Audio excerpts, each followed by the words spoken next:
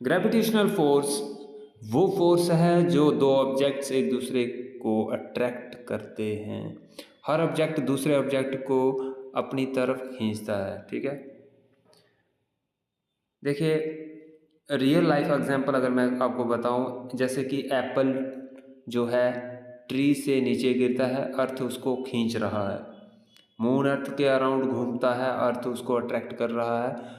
हम ज़मीन पर टिके हुए हैं, टिके रहते हैं, अर्थ हमें खींच रही है। इसी को तो हम ग्रेविटेशनल फोर्स कहते हैं। ये आपको पता है, बेसिक है, ठीक है, छोटी क्लासेस में हमने पढ़ा है। देखिए, अब यहाँ पर आप देखेंगे कि Newton's law of universal gravitation, इसको हमें समझना होगा। Any two masses attract each other. कोई मास, कोई दो ऑब्जेक्ट ले लीजिए, ठीक है, m1 एंड m2, वो एक दूसरे को अट्रैक्ट कर रहे हैं। So force is directly proportional m1 into m2। Okay, directly proportional होगा मास के, उनके यानी कि मास जैसे जैसे बढ़ेगा आपका फोर्स भी बढ़ता जाएगा। और इस फॉर्मूले का देखिए, जो फॉर्मूला बना हुआ है, ये पहले तो कैसे डिराइव किया इस फॉर्मूले को। सबसे पहले आप फॉर्मूला को देखिए, F is equal to G into m1 m2 upon R square. ये क्या है?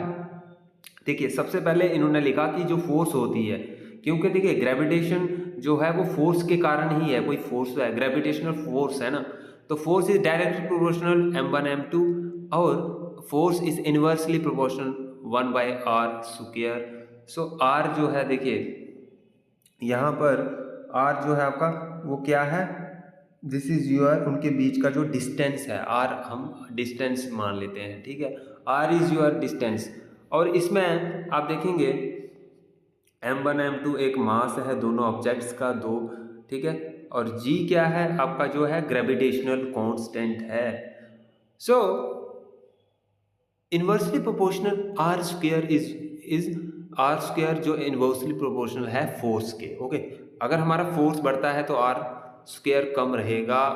जो 2 की पावर है, जो आर की जो डिस्टेंस है आपका, वो कम हो जाएगा अगर फोर्स बढ़ता है। फोर्स कम है तो आर, डिस्टेंस जैसे बढ़ेगा तो फोर्स कम हो। तो ये बता रहा है।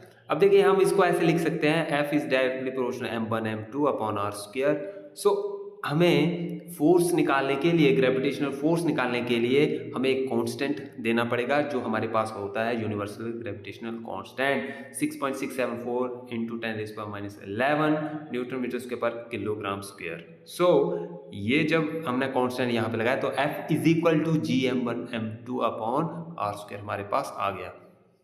अब देखो यहाँ पर from Kepler's law and observation, F is inversely proportional 1/r square, यानी कि फोर्स डिक्रीज विद डिस्टेंस। सम डिस्टेंस के साथ जो है फोर्स आपकी कम हो रही है। अगर हम डायमेंशन एनालिसिस देखें, इसका डायमेंशन फॉर्मूला देखें m-1, ये आपको आप इसको देख लो, समझ लो, ठीक है। ये g is equal to m-1 L3t-2। So derivation अगर हम यूजिंग सेंट्रीपिटल फोर्स, अगर उसका यूज करके हम देखें तो सैटेलाइट मास यहाँ पर आप देख सकते हैं। यहाँ पर आप समझें कि G M upon R square, ठीक है, ये centrifugal force is equal to mp²/r क्या है, सेंट्रीफ्यूगल फोर्स है आपकी। अगर इन दोनों का कंपैरिजन करेंगे, देखिए आप ऑर्बिटल वेलोसिटी आप फाइंड कर चुके हैं। हम इसका एक अलग वीडियो में पूरा हमने समझाया ऑर्बिटल वेलोसिटी क्या है।